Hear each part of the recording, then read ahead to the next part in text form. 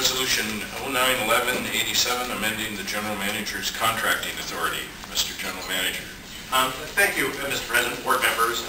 The purpose of this resolution is very apropos time-wise, because just as we're starting to move into the next big construction project, that is Portland to Milwaukee, obviously still got a number of steps to go through before it really is launched from a construction standpoint.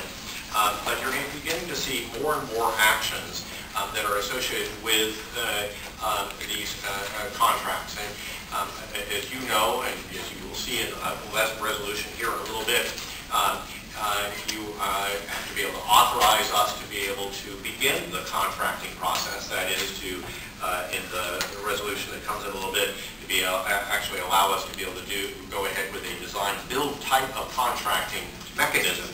But here, this is really the authorization to be able to have the internal mechanics of how we operate contracts, how we manage them, and so on, be within the broad confines of what you approve. In fact, must explicitly be within those confines, but that there is administrative latitude to be able to move forward with changes, to be able to do change orders, or to be able to allocate certain amounts of contingency, all within the context of whatever it is that you have approved yourselves for that. Given the size of this upcoming Portland to Milwaukee project, approximately $1.4 billion, and if nothing else, over time, the effects of inflation on those on the delegated authority responsibilities, we think it was time to be able to do an update.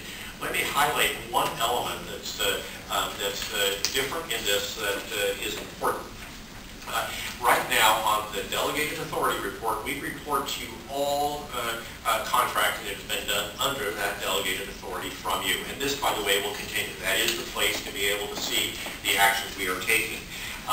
What we have done, however, is to recommend a change to that policy in one regard, and that is to be able to have that the amount of delegated authority may exceed $500,000 if it is a change order or allocation of contingency. Did I say that right, Neil?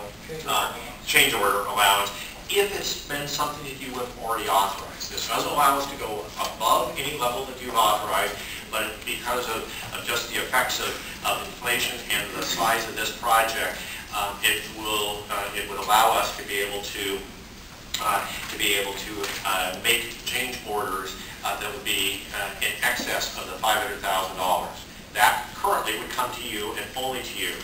Now, understand this has complete transparency. That is, it will still be fully reported within the delegated authority report. And at each time you authorize a contract, you authorize both the contract amount and within it the change order allowance. So it's not as if it can go beyond any of those things. But it is something that does give some additional flexibility. So with that, I would urge your approval, but obviously would hopefully be able to answer any questions as well. Is there a motion? Second. I'll second it. Second. I know this. All right. We know this. From you, Mr. Williams, for sure. All right. So a motion, a second, discussion. Yeah, I know. All right. I'll begin to my right. Okay. Go ahead. Yeah, one do. No, I'm not comfortable with the resolution, Mr. Chairman. I don't know why any of you want to put yourselves in harm's way. I think the competitive bidding system is the best way to go, and I've been critical in the past on some of the contracts that come in here and then they want another $1 million or another $1.5 million because they bid too low to take the contract away from somebody. And I think you, by this resolution, you put yourselves in harm's way. Let it come here. I'm not comfortable with moving off the way we do public policy and public bidding and everything else. And if there's was a need for anything to rush through a project, this action should have came before the board much before this. Otherwise, let's follow the procedures that have been set up and that we worked with all up till now. So that's my comments. me just be clear if I can, that the method of contracting is a decision that always is made by you. If it is a low bid, or if it is a design build project, or if it's others. If it's anything other than low bid, you must explicitly approve the method of contracting and make findings according to it. A resolution later on in your packets does that, or it seeks that relative to the bridge.